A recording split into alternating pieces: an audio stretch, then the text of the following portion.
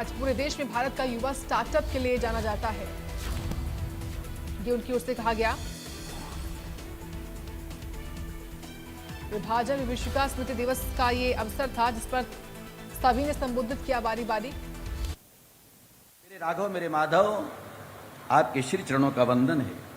मेरे आराध्य, मेरे पूज्य, मेरे गुरुजन, उनके श्री चरणों में नमन करते हुए आज ये प्यारा सा मंच, इस मंच की गरिमा, इस मंच की आभा हमारे राष्ट्रीय भाजपा के अध्यक्ष, सारे भारतवर्ष के आप इस पार्टी के अध्यक्ष हैं। आपके आगमन से इस कार्यक्रम को चार चांद लगे। ऐसे हमारे आदरणीय सम्माननीय आपका उद्बोधन संबोधन भी अभी अभी हम सब लोगों ने प्राप्त किया। आपके अंतः मन से निकलने वाली वो आवाज, भारतीयता, राष्ट्रीयता, मेरा भारत, मेरा देश, पूरी दुनिया का गुरु कहलाने वाला, इसकी गौरव गाथा को आपने अपने शब्दों में गाया। हमारे ऐसे प्यारे प्यारे आदरणीय सम्माननीय माननीय श्रीमान श्री नितिन नवीन जी, उनके साथ साथ हमारे दिलों की धड़कन है। ऐसे वो दिव्यात्मा जिनको मैं त्याग की साक्षात मूर्त कहता हूं, जिन्होंने हमारे इस समाज की अगुवाई करते हुए, राष्ट्र की अगुवाई करते हुए, राष्ट्र को सम्मान देने के लिए, समाज के गौरव को बढ़ाने के लिए उन पुरखों को, उन पूर्वजों को श्रद्धा के सुमन समर्पित करने के लिए हर कदम हमेशा आगे बढ़ाया, हमेशा मार्गदर्शन भी किया। ऐसे हमारे आदरणीय सम्माननीय धर्म ध्वज श्रीमान श्री मनोहर लाल खट्टर जी, आपकी गरिमा में उपस्थिति है। उधर आप जानते हैं कि मेरा भारत कौन नहीं जानता। सब लोग हम कहते हैं कि मेरा भारत पूरी दुनिया का गुरु, विश्व गुरु। लेकिन विश्व गुरु कैसे कहलाया ये?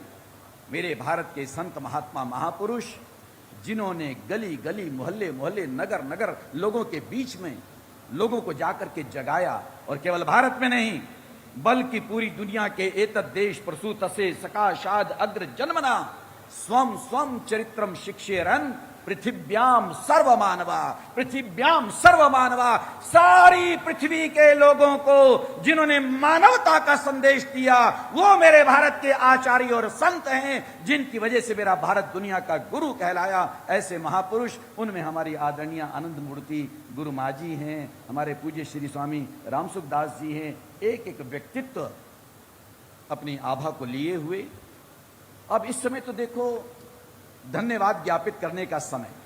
स्वामी धर्मदेव को आप लोग सुनते रहते, घंटों बोला करता हूं, आपसे बात क्या करता हूं, लेकिन 2-4 मिनट केवल आपके लेना चाहता हूं कि आज इस मंच पर, यहां पर यह प्यारा सा मंच सजा, यह सुंदर सा कार्यक्रम, आपके सामने ये बात आई। हमने पुकार पुकार के कहा, हे हमारे देश के यशस्वी प्रधानमंत्री, आपके एहसान को जीवन में कभी हम भुला नहीं पाएंगे। स्वामी धर्मदेव कई बार गदगद होता है या आर्द्र भी होता है।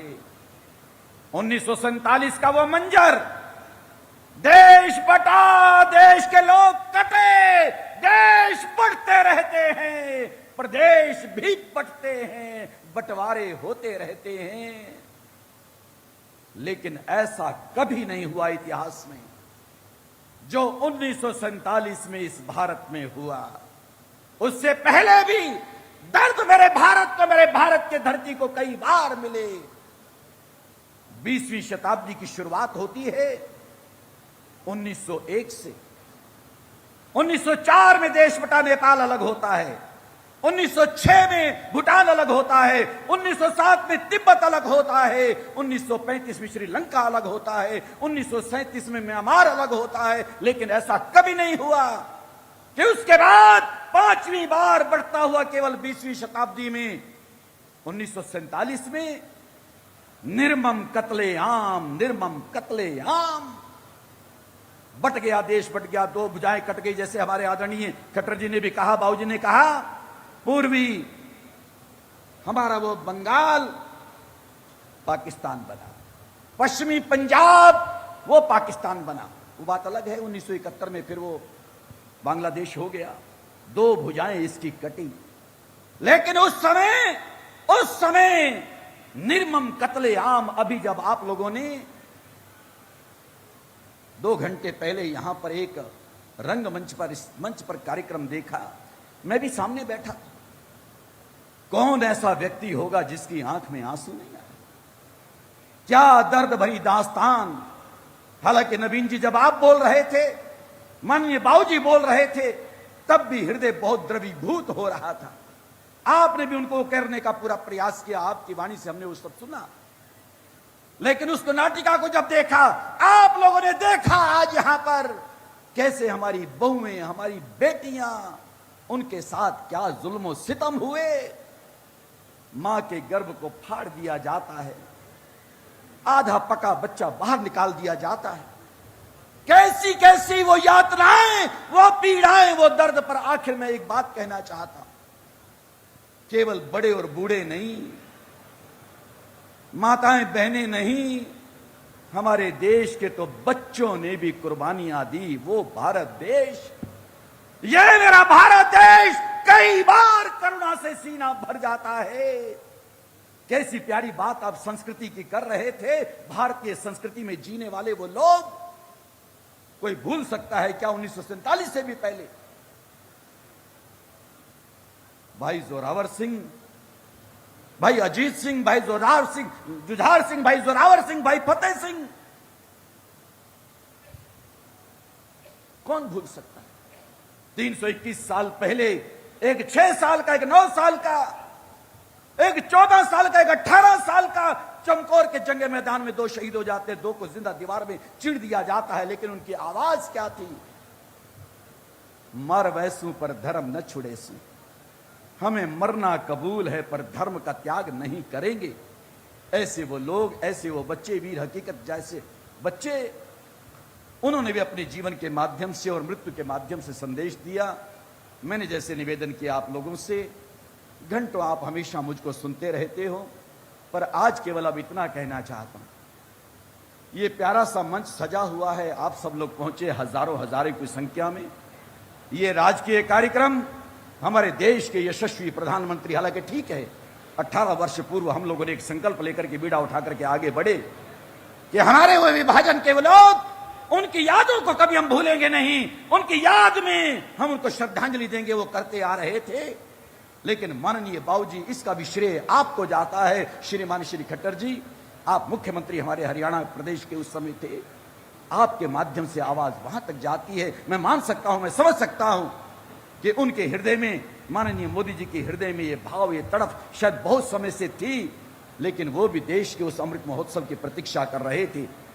75 साल के बाद आज स्वामी धर्मदेव कहे कि 1947 के बाद 70-75 साल बीत गए, लेकिन उससे पहले 60-65 साल एक भी प्रधानमंत्री ऐसा नहीं जिसने याद किया हो, नमन किया हो, प्रणाम किया हो, जिसके सीने में दर्द पैदा हुआ हो। लेकिन वाह रे मेरे आदरणीय खट्टर जी, आपके माध्यम से बात आगे गई। और मेरे आदरणीय, हमारे सिर के ताज, हमारे दिलों के धड़कन श्रीमान श्री मोदी जी, आपने घोषणा कर दी कि विभाजन के शहीदों को बुलाया नहीं जाएगा। उनकी याद में दिन तय हुआ 14 अगस्त, जो आज हम मना रहे हैं, हमेशा मनाते रहेंगे। जो अब एक घोषणा और निवेदन करना चाहता था, निवेदन तो मेरा आप सबसे भी है। अभी तिरंगा लहराने वाले हैं, राष्ट्रगीत के बाद अब राष्ट्रगान गाने वाले हैं, लेकिन उसी में एक निवेदन करना चाहता हूं कि एक राष्ट्रीय अध्यक्ष जी आप बैठे, आपकी उपस्थिति में कम से कम एक भावना मैं व्यक्त करना चाहता हूं। बहुत समय से हमारी इच्छा है कि उन पुरखों की याद में, चाहिए था ये सरकारों को कि लाखों लाखों लोगों का हुआ बलिदान, उनके नाम पर कुछ बनाते, एक ईंट तक नहीं लगी कहीं, एक स्मारक बनना चाहिए। मैं चाहता हूं, हम चाहते हैं कि एक राष्ट्रीय स्मारक, उसके लिए आपका भी योगदान चाहिए। बाबूजी अगुवाई कर रहे हैं। गंगोत्री से लेकर के गोमुख, गोमुख से गंगोत्री से लेकर के गंगा सागर तक, कहीं भी 50 एकड़, 100 एकड़, 200 एकड़, ये विभाजन विभीषिका स्मृति न्यास बन चुका है। पंचनद स्मारक ट्रस्ट हमारा पहले से है। ये सारे मिलकर के एक ऐसा प्यारा वो स्थान बनाना चाहते हैं। जगह की आवश्यकता है। हमारे बाबूजी की इच्छा है। पिछले हफ्ते आपने मीटिंग में कहा कि मैं तो चाहता हूं कि पूरे भारत के हर प्रदेश में स्मारक बने। ये आपकी इच्छा है और आपने बल्कि यह भी कहा कि शहर वाइज भी बने। और मैं भूल नहीं सकता, हमारे हरियाणा के ही मुख्यमंत्री रहते हुए आपने फतेहाबाद में जमीन आपने दी, वहां पर पंचरथ सेवा धाम बना है, करोड़ों रुपया उस पर लग चुका है। वो शहर का बना है, प्रदेश के बने और उसके बाद देश का एक राष्ट्रीय स्मारक बने। उसके लिए बाबूजी आपसे बात करेंगे। हमारे पुष्कर सिंह धामी जी से आप बात कर चुके हैं श्री बाबूजी, और हमें अब जगह चाहिए। और उसमें हमारा प्यारा सा न्यास, हमारे राष्ट्रीय अध्यक्ष बैठे हैं श्रीमान श्री रमेश जुनेजा जी, हमारे सारे विभाजन विभीषिका न्यास के भी, पंचरथ के भी पदाधिकारी बैठे हैं और उसमें करोड़ों करोड़ों रुपया लगाने को तैयार। हमारा संकल्प है कि अगले 3 साल में 300 करोड़ रुपया ये लोग लगाएंगे, जगह मिल जाए और राष्ट्रीय स्मारक बनाना चाहते हैं। हम चाहते हैं कि 3 साल के बाद आप लोगों के हाथों से उसका उद्घाटन हो जाए। एक मेरा ये निवेदन था, उसे करें। बाबूजी ने अपने हृदय की बात को कहा कि पाठ्यक्रम में ये लागू हो, वो हमारे माननीय नायब सिंह सैनी, उनसे आप कह देंगे ये हो जाए, सबसे अच्छी बात होगी ताकि इतिहास का पत्ता लोगों को लगता रहे। तो मैं अपने प्यारे से न्यास और इधर पंचनद वाले और हमारे जगदीश जी अब ये कह रहे थे स्वामी जी मैं के वत में करेने हैं, तुसा मेरी पे याद हो, मैं तुम्हारी याद हाँ। दिन रात काम करने वाले ये लोग, इतना मेहनत करने वाले हमारे प्रिय श्रीमान श्री बोधराज सीकरी जी, पता नहीं 70 के हैं, 72 के हैं, 75 के हैं, मुझे तो ये 55 के लगते हैं। इतनी मेहनत, इतनी ऊर्जा, इतनी लगन से काम करने वाले आप, और खास तौर पर मैं भारतीय जनता पार्टी के जितने पदाधिकारी हैं, हमारी बैठी हैं अर्चना जी, आपको धन्यवाद है।